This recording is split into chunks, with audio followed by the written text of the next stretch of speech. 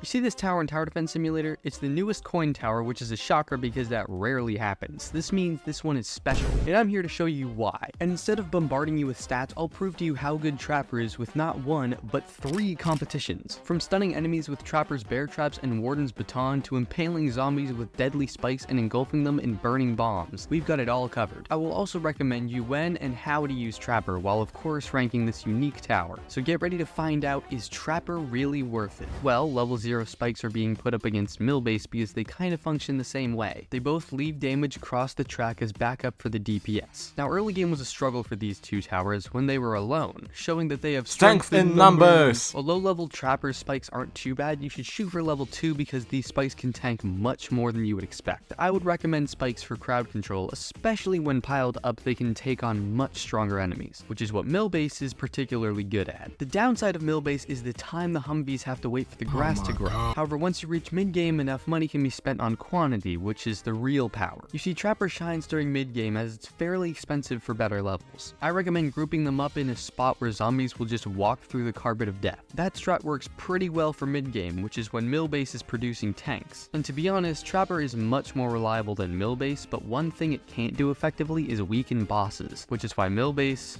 wins mid-game, and it's also why it carries it to late game. Like I said before, Trapper's a crowd killer, not a boss killer, which is especially true because when you switch him to C4 mode, there's a small burning effect that's similar to Pyro, who is his competitor. As expected, Pyro absolutely destroys Trapper in early to mid-game, and to be fair, this isn't a very fair matchup, but our explosive tower options aren't very broad either. Mortar would have just completely blown him out of the water, and Demoman and Rocketeer just don't cut it. Pyro wins this one for DPS, however the explosive trap in specific is a crowd killer, killing weaker enemies and damaging stronger ones for DPS towers to finish off. So Pyro was bound to win. I have to admit, finding fair opponents was hard because Trapper is such a special tower. Any tower that seems similar we knew would just sweep him up. However, for this last contestant, Trapper came out on top. You see, Trapper's final weapon is a bear trap that stuns zombies for a long time. So long, in fact, that Trapper has the longest stun in TDS. And Warden is more of a DPS tower with a little bit of stunning on the side. I mean, look at this. Tell me he's not a DPS tower, he is spawn killing zombies. See, Trapper's able to destroy Warden when it comes to stun because the sheer amount of stacking that's possible. I used only 2 accelerators, the best DPS in the game, to shred these bosses. Those 2 accels were only able to destroy that amount of enemies because of Trapper's mental stun locking, and that provides a very broken strat which could be used in an up-and-coming event. What if everyone places their Trappers across the track with some mortars for DPS? Nothing's getting past. Everything will just be a sitting duck for mortar to blow them to smithereens, and that fact alone proves that this is no tower to compare with. It can be used in all situations with all kinds of loadouts. A small field of mines, spikes, or stun traps can be laid out to make enemies vulnerable. The amount of different situations this tower can be placed in is amazing, which is why I would give it a high B tier. Why is that? Well, I feel Trapper is never a tower you should prioritize placing because it doesn't create consistent damage, but it's a perfect B plan. If placed correctly, closer to the back, you will always have a line of straight damage zombies have to walk through to get to the end. If you use bear traps, that can give DPS towers enough time to finish off everything it didn't kill the first time around. And because 7 bear trappers are pretty expensive, they should be used early to mid game. Late game is fairly ineffective because every enemy has way too much HP to care about a little piece of metal on the ground. Unless they stun. And the absolute hands down best way to use Trapper is to spread them out. Use bear traps and explosives to crowd control and stun enemies,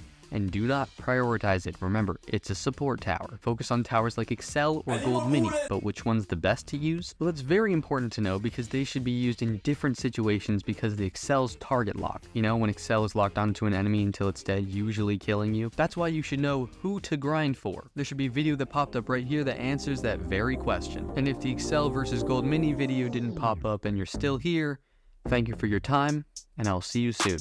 Goodbye.